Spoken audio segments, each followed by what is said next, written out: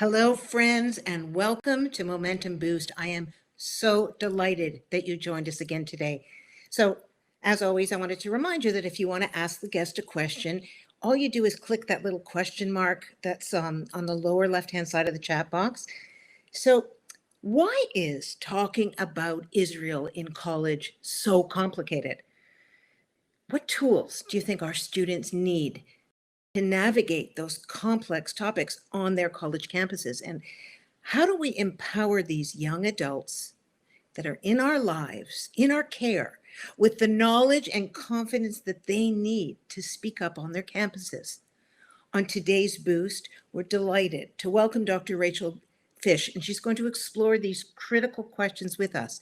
And we're doing this in partnership with the Paul E. Singer Foundation. But today's Boost was sponsored by Betsy and David Rentz of Bryn Mawr, Pennsylvania. They care so deeply about educating students on campus about Israel, and we want to thank them so very much for their generosity. So Dr. Fish is the founding executive director of the Foundation to Combat Anti-Semitism, working to catalyze dynamic new solutions to stop age-old hatred. She's the co-editor of the book, Essential Israel, Essays for the 21st Century. Please help me and join me in welcoming Rachel Fish. Thank you, Adrienne. It's a pleasure to be here. I'm so delighted that you were able to come. You're such an expert in this field. And, so many of us who have been on the momentum journey had, started this 10 years ago. We had small children, and now they're all college age. Some of them have even graduated. Some are in high school. Obviously, there are lots who have small children. But, I know things are difficult and that you are the ultimate expert on it. But I want to start in a weird kind of way. Lots of us who had really Jewish homes, who gave our kids day school education, or at least Hebrew school, who were Zionistic in our own homes, or cared about Israel, were engaged with Israel. Their kids go off to college, and especially those sometimes who had learned through their day school education, are hearing a narrative that they had never heard before. And there's a part of them that says things like, well, no one ever told me this side. And because of their age and their brain space, they have a tendency sometimes to go, well, maybe I was misinformed.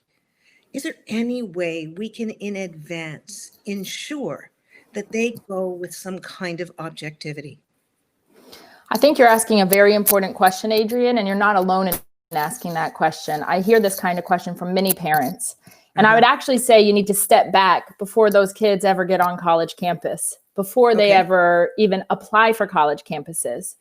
I think what's important to recognize is that for many in the Jewish educational spaces, whether it's formal in a day school environment, whether it's in supplemental schools, religious schools, or in the informal environment like camp settings, very often those individuals and educators have been reluctant to speak about Israel in the way that it allows for complexity and nuance. We have very often approached the Israel subject only in terms of feeling a sense of an attachment, which is important, of course, but we can't only talk about Israel in terms of falafel and hummus and Yom HaAtzmaut or Yom HaShoah. We actually have to talk about it with all of its nuance, with all of the difficult, challenging issues, and all of the incredible opportunities Israel presents as a Jewish and democratic state. Okay, so hold on. So you're saying to me that the fact that we don't give them a nuanced picture, even if obviously our bias is going to be towards the positive, that if it's the first time that they hear it, it's going to feel like I'm being blindsided?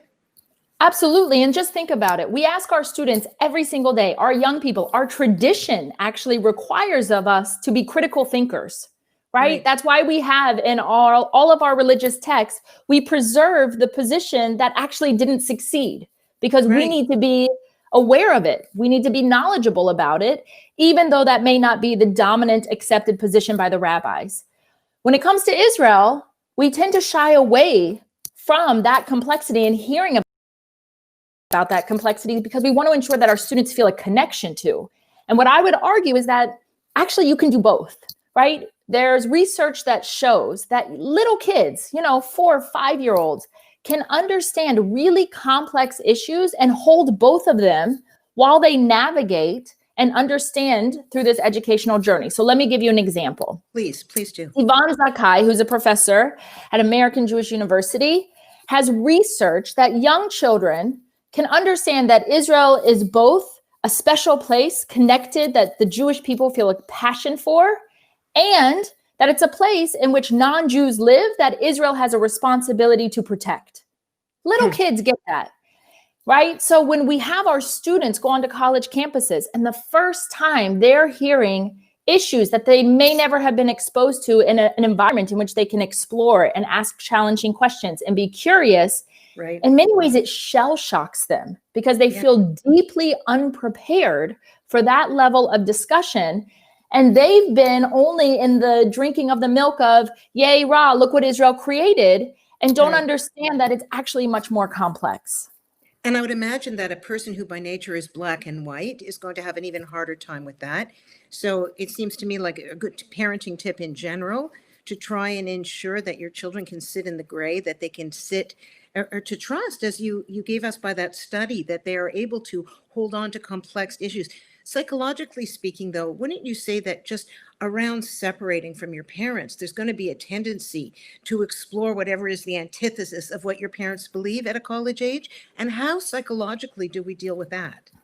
Yes. I mean, it's part of, identity formation. It is completely within the bounds of normality for young people to want to explore new ideas, be in different environments, not necessarily have the constraints or supposed constraints that they perceive from their parents' upbringing, right? What their parents have sort of framed for them or provided scaffolding for. Right. So that's completely normal. And we shouldn't think of it as abnormal. But what I would say to that is that it's not only that, and this happens actually much younger, meaning as early as that late middle school, early high school, you begin to see that young people are afraid to go against the herd mentality. And that's something that we, as parents, as educators, really need to foster, because what we've been fostering for so long is making sure that everyone feels safe. And what I would argue is, of course, we need physical safety, but when it comes to intellectual engagement, we actually need brave space, not safe space. Oh, that is a bumper sticker. So true. So true.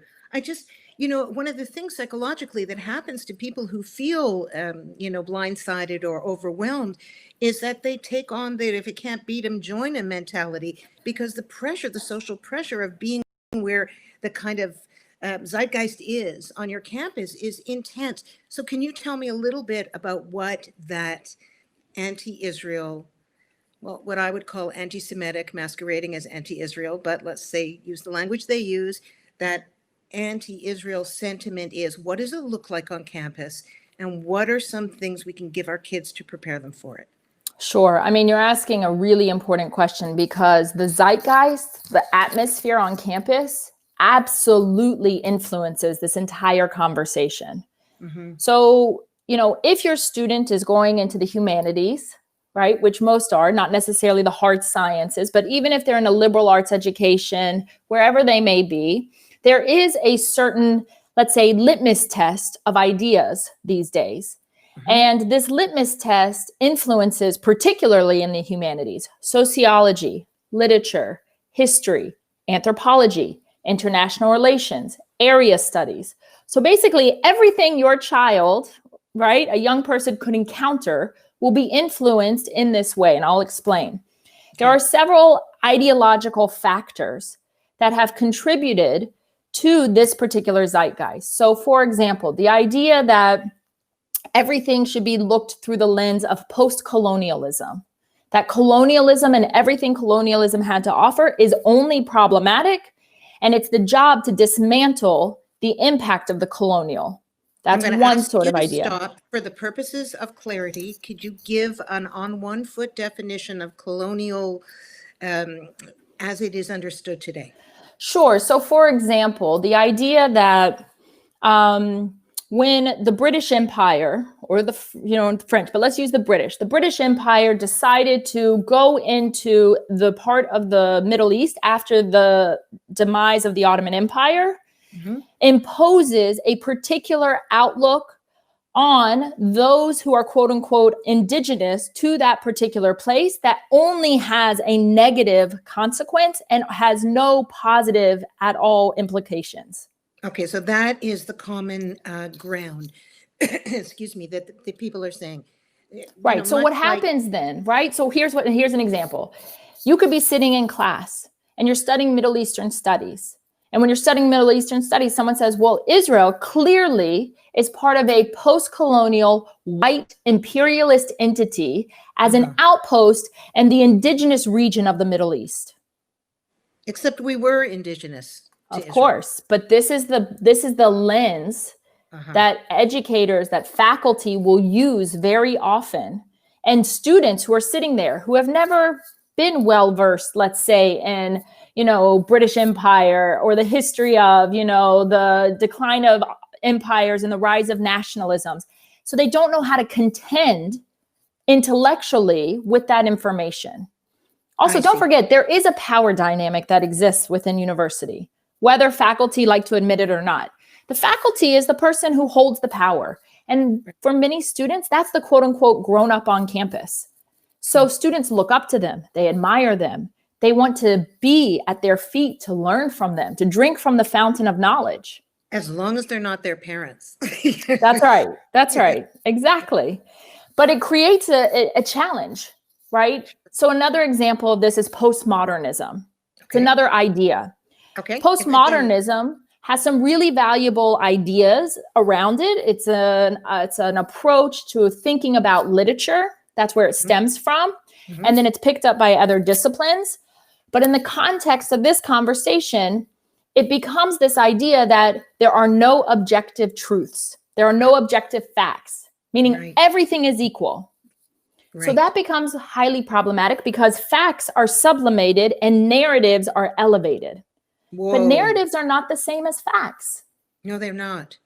No, and they're narratives, not, yeah. But let me ask you just a second.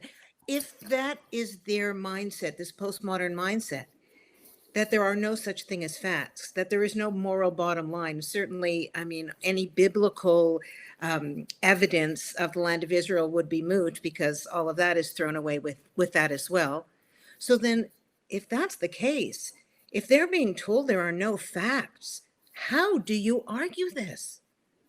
Do you argue the ideology or do you argue the situation? Well, it depends. It completely depends on the situation, but you have to actually get to the underlying ideas to be able to say, let me explain to what I'm hearing. And what I'm hearing is that you're arguing at the level of a narrative and not the level of a fact. Can we talk about that? Where do facts play a role in this? Ooh. But in order to be able to do that, students have to recognize what it is. And it's irresponsible when academics don't label this as, let me present you with multiple narratives. Israeli Jews have different narratives. Mizrahi Jews have different narratives. Ashkenazi Jews have different narratives. Palestinian Christians have different narratives. Palestinian Muslims have different narratives. Islamists have different narratives. But if you don't label it as different narratives, then it can be understood as being, well, these are all equal. They're all facts. And so therefore, there's complete and total equivalency, which is highly problematic.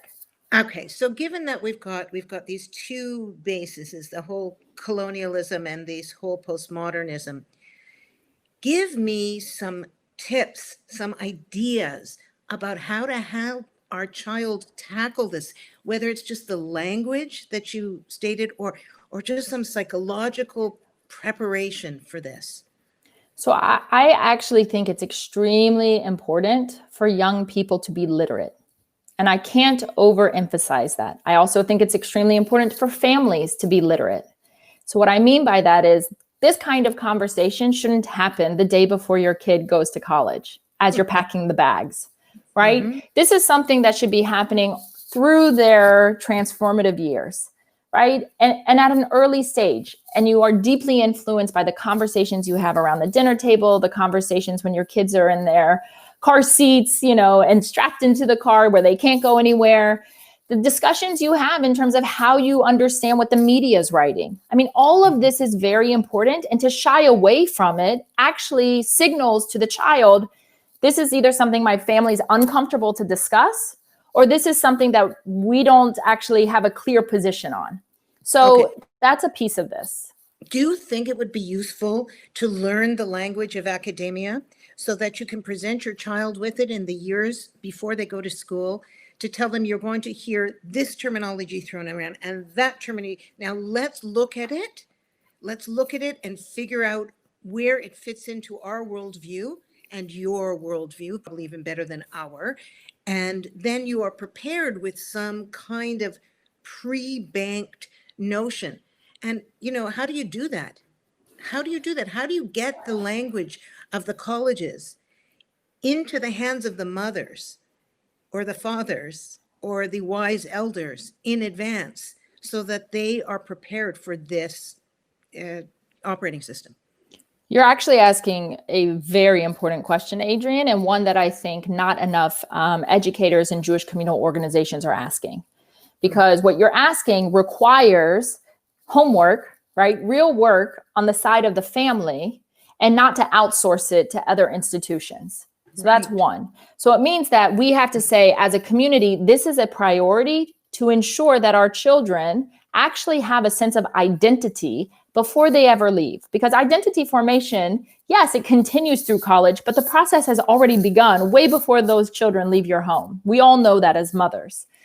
Now, the other piece of this is, yes, it's good to understand the language because it's a whole different sea, right? It's a completely different set of waters to be swimming in. But it shouldn't be expected that you become expert in postmodernism, Orientalism, right? Imperialism. That's insane, right? And it's too much to ask. However, I'll say two things about this. One, you use the word operating system, and it's a word that I use quite often because I truly believe at a very young age, we in the Jewish community need to be inculcating within our children a very strong Jewish operating system. So I liken this to the metaphor of what we see on our computer, right? All of us are constantly toggling between multiple windows that we have open, whether, whatever those windows are. And what happens is that our windows open and function because we have the same operating system in our computer, irrespective of whether we're reading the New York Times or the Wall Street Journal. Okay. So let me give you the example. The metaphor is, for many young people, they open a window and one day they're a vegan. The next day they open a different window, or later that afternoon, now they're an environmentalist. Then they decide to open another window at midnight. Now they're into, gender issues, whatever it may be, right? Are you hiding in our house? Right. But what we want to do is say, irrespective of any of those windows you're exploring, your operating system at its core is Jewishness, whatever that looks like. And that's the lens through which you navigate all of those windows that you're opening. Okay, so I agree with that, and that's what Momentum's about. We're trying to give people an operating system of Jewish values that inform and work as an operating system. However, and there's a bunch of questions here, I want to get to them. Let's start with the first one. Someone says, it's so complicated. How do we get the information to prepare our kids with the basic facts? Where do our kids turn when they're seeing something that makes them uncomfortable? And what books and resources do you recommend that we read so we can share with our high school and college age kids? So that's a three questions. I put them all together, but I think you get people's desperation out there. And I know you don't have to be an expert.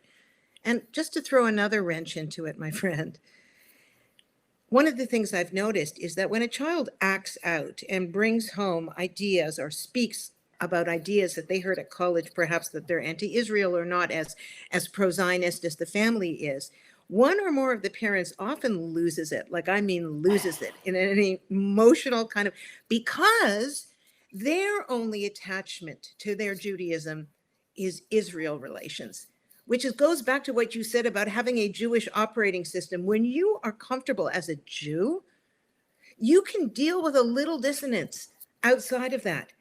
But the Jew has to come, there has to be in the base. So talk to me about resources, books, where they turn, that kind of stuff. Yeah, so I'm going to say two things. One before the resources, which is it's really important in terms of the Jewishness that there are three pillars that one engages with around the Israel conversation, because it actually two of them predate the existence of the state of Israel. So Okay. AntiIsrael, the people of Israel, right? Mm-hmm. So our tribe. Mm-hmm. Israel, the land of Israel, which has a different connotation than just Medinat Yisrael, the state of Israel. So each of those three pieces are necessary to understand as part of the core of Jewishness. So that's one. Whoa. Okay. Right? So you can then have some of those conversations when your child does come home, and you may disagree on politics. You may have questions, or there may be questions, or they may be influenced by other ideas. But those three pillars remain, and you can enter them at different points, and they have a different relationship with our tradition, meaning we pray facing eastward because of the relationship with Eretz Yisrael. That predates Medinat Yisrael, the state of Israel. And our relationship to Jews worldwide is about Am Yisrael. So this is part of the conversation. Okay, so I'm going to stop you for a minute. Yeah. I'm going to ask Judy or somebody from our office to put that in the chat. The first thing is to take the three-pronged approach, the land of Israel, the state of Israel, the people of Israel, so that you can toggle back and forth between those three as lenses to describe our relationships as Jews. Okay, that's number one. That's right. Number two is about resources, really practical resources. There are an incredible amount of books that have been written, incredible films that have been created. So, anything you read about the land of Israel and Israel as a Jewish and democratic state by individuals like Danny Gordis, right? Mm-hmm. By people who understand how to take big ideas, but translate them in a very accessible and digestible way to a broader audience. So Elon Troen, in the book that we co-authored together and edited together, Essential Israel, really has discrete chapters that allow people to dig into it, but again, written in a narrative form so that you don't have to be expert and look up every footnote that we're trained to be able to look up. I also think that organizations like the Center for Israel Education, run by Professor Ken Stein, which you can bring to your community to train your educators. There are a group of women here in Boston who created something called Tribe Talk, specifically to be able to reach, right, young children, really college age, high school age, just like you're talking about, who don't have this background, but are looking and are seeking really deep, sophisticated information so that they feel more confident to be able to navigate the campus climate. Well, that's very useful. So, one of the things that about taking action in one's own community yours might be the home that hosts these kind of speakers, that provides this kind of education. Let me take it a little step further. I know a child who started back on campus this year before it was all closed down again, who is Israeli, who lives in Canada, and who has said, "Oh, have you killed any babies lately? You're all murderers." He said he came here when he was 5. He was so shocked. He was silent. And he said that the people who were around him, instead of being uncomfortable with the person who would say such a thing to him, started backing away from him. Are you hearing this sort of thing? Yeah, look, Adrian, campuses span the spectrum in terms of how the conversation on campus looks.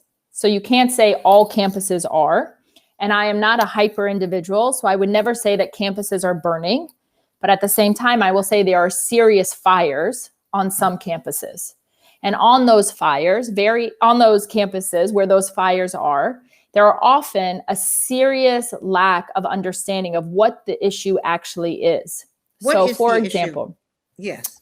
So for example, on most campuses, if a student or some outsider draws a swastika on the campus quad, it's very clear what the administrative response will be. There will be sort of a rainbow coalition in the best possible way out there scrubbing that swastika off because that is deemed clearly as hatred. We know that.